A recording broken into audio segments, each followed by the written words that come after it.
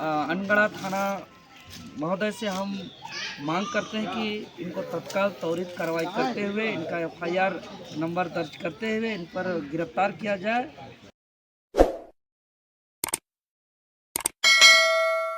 और हम लोग को मालूम है कि ज़मीन बचाने का लड़ाई उतना आसान नहीं होता है। जैसा कि जिस ज़मीन मामले पर हम लोग गए हुए थे, चतरा ज़मीन मामला पर, वो ज़मीन का मामला विधानसभा में भी उठ चुका है। आश्चर्य का बात बता रहे हैं, इसी मामले पर वो ज़मीन का मामला पर हाईकोर्ट ने साफ साफ लिख दिया है कि यह ज़मीन पर जिसका नाम से दाखिल खारिज हुआ है उसका किसी भी प्रकार का दखल नहीं है। इस मामला पर 144 में आवेदक के पक्ष में फैसला भी आ चुका है और वर्तमान में हाईकोर्ट में भी मामला लंबित है। उसके बावजूद अनगढ़ा सीओ इनका दाखिल खारिज कर दिया, जबकि दाखिल खारिज करने से पूर्व दोनों पक्ष को, क्रेता विक्रेता पक्ष को नोटिस दे करके बाकायदे उनको लिखित लिया जाता है, उनका हस्ताक्षर किया जाता है, उनका पहचान पत्र में उनका सत्यापन किया जाता है कि किसी भी प्रकार का कभी भी मेरा आने वाला पीढ़ी दर पीढ़ी में भी इस जमीन को कोई हस्तक्षेप नहीं होगा, यहाँ पे किसी भी प्रकार का कोई विवाद नहीं है। जबकि ये हाईलाइटेड विवाद है, उसके बावजूद सोचिए रकम और रोकड़ा कितना अंधा कर देता है आदमी को कि इन्होंने हर चीज को गलत करते हुए बिना जांच पड़ताल का, बिना नोटिस का मामला हाईकोर्ट में लंबित होने के बावजूद इन्होंने दाखिल खारिज कर दिया। और जब हम लोग ने पूर्व लिखित सूचना के तहत आज 18 तारीख को हम लोग सीओ कार्यालय, अंचल कार्यालय अनगढ़ा आए, तो उन्होंने समझाने के बजाय गुस्सा हो रहे हैं, आक्रोशित हो रहे हैं, गाली गलौज कर रहे हैं, पावर का दुरुपयोग कर रहे हैं, पावर का रव दिखा रहे हैं। तो हम लोग कहे कि भाई अब हम लोग चूँकि गरीब मजदूर आदमी, हम लोग कानून पर भरोसा रखते हैं, तो इसलिए हम लोग कानून के शरण पे आए और अनगढ़ा थाना में आए और बाकी जितना भी वहाँ मौजूद थे, जिन जिन ग्रामीणों को जो आपत्ति हुआ वो लिखित रूप से हम लोग उनके नाम पर शिकायत दर्ज कर रहे हैं, प्राथमिक दर्ज कर रहे हैं। और अनगढ़ा थाना महोदय से हम मांग करते हैं कि इनको तत्काल त्वरित कार्रवाई करते हुए इनका एफआईआर नंबर दर्ज करते हुए इन पर गिरफ्तार किया जाए। और अगर किसी भी प्रकार का लापरवाही होती है कानूनी कार्रवाई पर, तो हम लोग इसका उच्च भी जाएंगे, हम एसएसपी महोदय के पास जाएंगे, डीजीपी महोदय के पास जाएंगे, ग्रामीण एसपी महोदय के पास जाएंगे, विधानसभा सत्र में मामला को उठाएंगे। चूँकि गलत हुआ है तो गलत हुआ है, कैसे वहाँ हो जाएगा? वहाँ आदमी का, जिस आदमी का आपत्ति दर्ज किया गया है उसका वहाँ अगुआ आवास सरकार ने बना दिया है, उसका वहाँ सरकार के द्वारा जो है कि प्रधानमंत्री आवास बना हुआ है, वो पीढ़ी दर पीढ़ी से रह रहे हैं, वहाँ घर बैठा हुआ है, वहाँ गांव बसा हुआ है, और उस जमीन को कोई बेच दे रहा है तो आदमी जाएगा तो जाएगा कहाँ जाएगा? घर समेत बेच दिया जा रहा है और बेच दिया जा रहा है, उसका दाखिल खारिज भी कर दिया जा रहा है और आवेदन लिखित देने पर भी उसको नज़रअंदाज किया जा रहा है। तो ऐसे हालत में हम लोग झारखंड छोड़ के जाएंगे तो जाएंगे कहाँ?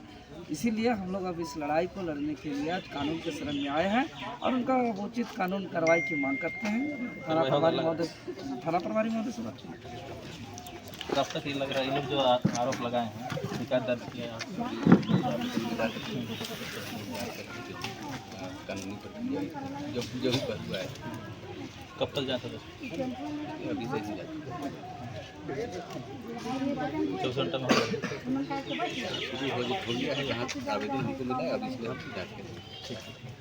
बोल रहे थे अभी कि विधानसभा में हम आवाज़ उठाए थे इनसे, क्या संविदा देने करीब 10-12 साल से पहले से कि दलाल किसी ने कहा बोल दीजिए इसका फर्जी डेट का तहसील और यहाँ मोटेशन करने के लिए लोगों से बड़ी पैसा देके लोगों ने प्रयास किया, गाली गलौज किया जाती है। जब हम 2014 में बाद में विधायक बने तो हम विधानसभा में उस समय पूरा जांच पड़ताल करके थाना प्रभारी और उन्होंने सही रिपोर्ट दिया कि जमीन उनका नहीं है और ये गाँव वाला का जमीन और ये लोग का शुरू से दखल कब्जा है, इसलिए उसके पक्ष में कभी भी मोटेशन नहीं किया जाएगा। परंतु अभी ग्रामीणों के माध्यम से कागज देखने से पता चल रहा है कि अंचल पदाधिकारी ने उनको लगता है कि बिना जांच पड़ताल किए हुए और उसको उन्होंने दाखिल खारिज कर दिया। इस पर निश्चित रूप से जाँच होना चाहिए और जो भी दोषी व्यक्ति है जो मैंने करवाई ताकि गरीब गुरबा का जो जीवन छीना जा रहा है बचा सके। सर आप लोग नहीं कुछ कर पा रहे हैं तो कैसे होगा? क्योंकि करना तो सरकार को है, प्रशासन को है, हम लोग तो मांग ही कर सकते हैं। इसलिए हम लोग जनता के पास हुए हैं। सरकार को सत्ता संज्ञान में लेके जैसे जो भी दोषीदारी अफसर है उसका कानूनी कार्रवाई करना चाहिए। अगर जनता हित की बात करते हैं, अगर हम लोग हेमंत सोरेन का ही बात करते हैं, हेमंत जी जल जंगल जमीन की बात करते हैं, पुत्र की बात करते हैं, आदिवासी की बात करते हैं, लेकिन अगर इतना ढंग से जमीन अगर गलत ढंग से उसका हस्तांतरण हो रहा है और उसमें अगर वो संज्ञान नहीं लेंगे और ऐसे अफसर पर अगर कार्रवाई नहीं होगा तब तो गरीब जाएगा क्या? क्या जात करते हैं? नहीं, मामला तो अभी जैसे आ रहा है, अभी जो जमीन ट्रांसफ़र हुआ है, ट्रांसफ़र करने वाले ब्रोकली हिल नाम करके एक व्यक्ति है, जो खाता नंबर 58 प्लॉट नंबर 1270 जमीन है, जो कि खतियानी ज़मीन है और ये चैता महतो के नाम से खतियानी ज़मीन है। उसको एक ब्रोकली हेल नाम करके कोई व्यक्ति है वो उसको बेच दिए। अभी बेचे हैं इजहार अली अब्बासी को, जो कि कलकत्ता के निवासी। और इसमें एक बात ये भी है कि अपना जो पता दिखा रहे हैं, ये चतरा दिखा रहे हैं।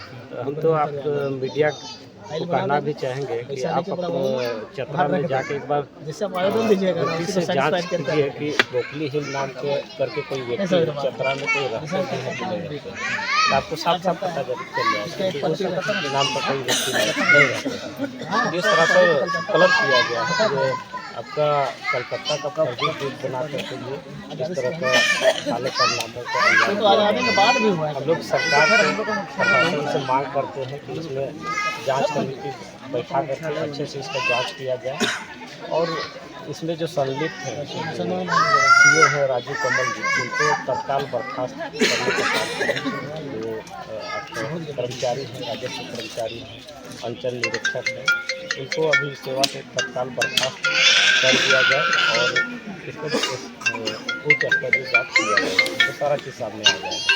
बोलना चाहते हैं कि गरीबों के लिए सीओ नहीं है, अगर हम लोग अमीरों के लिए है।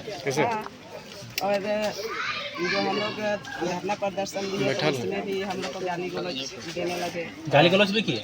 हाँ, तो ऐसे के लिए सीओ नहीं रखना चाहिए। गरीब सीओ है और नहीं हम लोग का वहाँ घर सब अलग है, खेती बाड़ी भी घर में है। बहुत बड़ा आरोप लगा रहा है भद्र भाषा को किया, गाली गलौज बोले।